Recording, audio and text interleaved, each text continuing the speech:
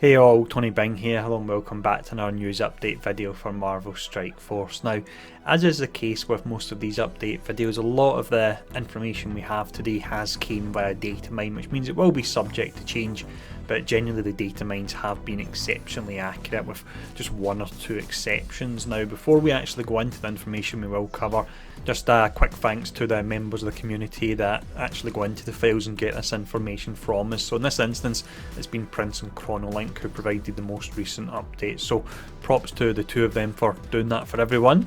Now, in regards to some of the topics we'll be covering in this video, we've got some quite interesting ones. So we'll be talking about red stars. We've got a nice promotion coming to premium orbs. You've got the subscription service. It's not the first time we've spoken about that. And then at the end of the video, probably the most interesting part and the bit I'm looking forward to, because there will be an element of speculation there, which is always fun, but it'll be about the new characters coming to the game in the month of December and what the December update will be based around. And I think it's pretty easy to guess what it'll be based around, but the harder bit will be trying to figure out what specific characters we'll be getting, and we'll have to do a bit of detective work there. Now, the first topic that we'll look at anyway will be in regards to the potential offer coming to the premium orbs. So this is one here I'm really excited about if we do actually get this, because I've managed to save up in the region. I think it's about 73 premium orbs, hoping for there to be some kind of incentive to open them. So if we read this out, it's from now until December the 7th, so this must happen soon if it is going to be happening on that date. 4 PM PST, the drop rate for Sabretooth and the premium orb has been increased threefold. So at the moment I think it's something like 2.4%, so you'll be jumping up to around about 7% chance of getting him there. Sabretooth is a key addition to your mutant squad for the ongoing Asteroid M Legendary event. We know that already, but most people will have farmed Pyro for that.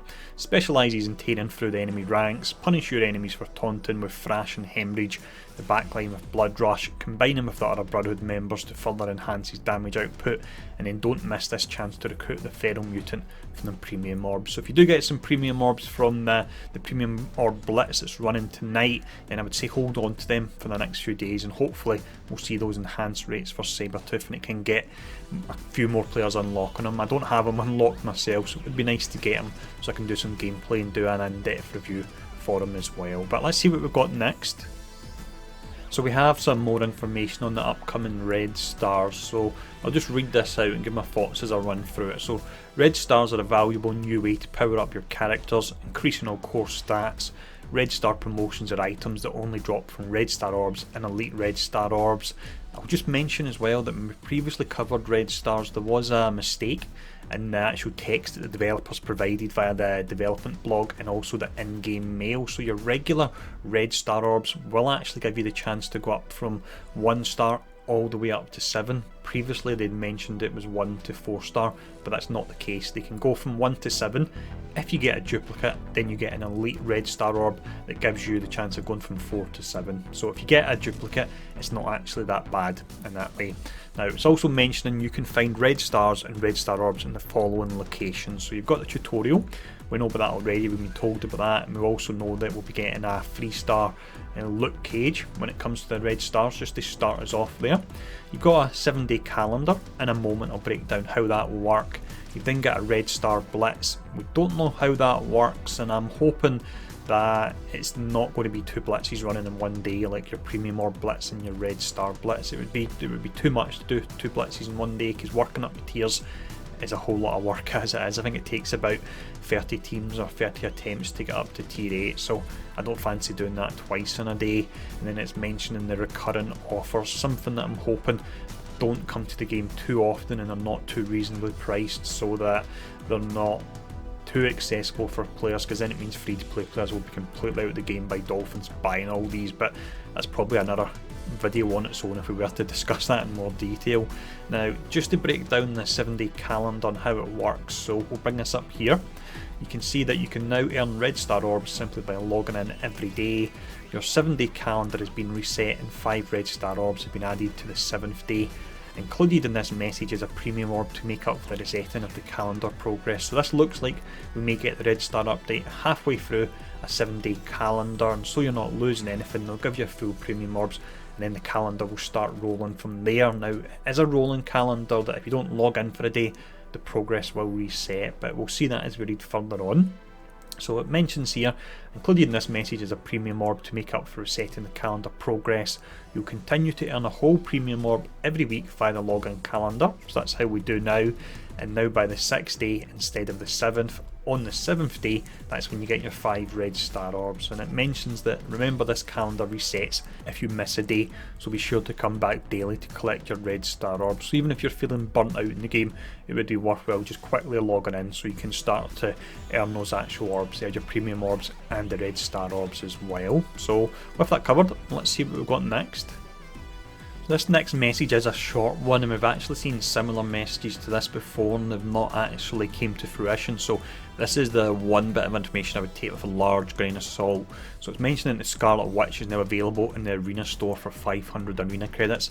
I really hope this is true, because I think most of you know now that for anyone that doesn't have Sabretooth, Scarlet Witch can work exceptionally well on that team, and she's actually a really good hero as well. And on top of that, there's not a massive amount of characters that are available for arena credits, so fingers crossed this one actually does come true. Next bit of information we have, this in regards to it looks like a returning reward in a way. So again, short message, mentions welcome back Commander, if you haven't already be sure to claim your exclusive returning calendar awards. So I've played other games that do that when you don't log in for so long, and everyone always tries to find out how long it actually is and if it's worthwhile not logging in for that time period and then logging in and getting the rewards. But a lot of games do this. I think it's a good thing. It's good to get players back in the game if they've not played for a while and give them a little bit of a start to go back to catching up on other players if they've not played for quite some time. Now finally, what we have here, another relatively short message. This is about daily supplies are inbound, so congratulations on purchasing the premium energy subscription. We've already talked about that before, it's a few times it's come up in the data mines now.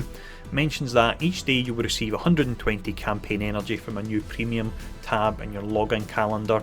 Use this tactical advantage wisely in the battle against Ultimus. So all really comes down to the pricing of this, whether or not it will be worthwhile. Personally, I maybe would have liked to get cores instead so I could choose where I spend it on, but campaign energy is still pretty good. But this is worth essentially 50 cores a day because it costs you 50 cores to get 120 campaign energy. So we'll see how the pricing of this really is. This is where it will either be quite a good deal or it will just completely fall on its face, so hopefully that's not the case. Now on to the last bit of information we have, and this is the most interesting, the bit I'm excited about.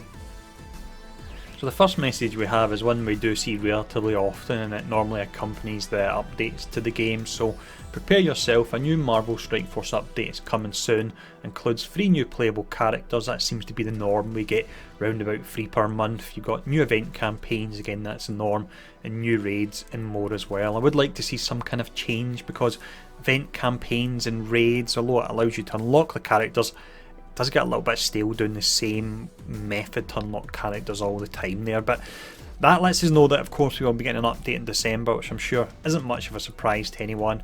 However, alongside that, a few weeks ago we actually got this little piece of information.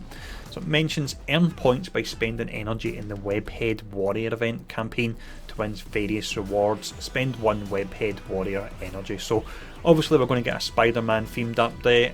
This month you actually have the Spider-Man Into the Spider-Verse movie coming out as well, so the update will be based around that by the looks of it. That's no real surprise there. Whenever we do have any kind of film come out or animation come out that's big, they will try and tie in with it. So in regards to the 3 new playable characters, who could they actually be? Now firstly, before I do actually run over who I believe it would be, I will mention the fact that I went through and watched the trailer and I took some screenshots for it, so if you want to avoid any spoilers, stop now. Although personally I don't feel that anything like this could be a massive spoiler, but I'm just warning because I know there's always someone that will complain about it being spoiled for them. Now the first character I would say without a doubt we will be getting, and I think I've seen information in regards to his kit as well, it's going to be Ultimate Spider-Man, otherwise known as Miles Morales. So I think he's a given, we will be getting him, so it leaves 2 more spaces.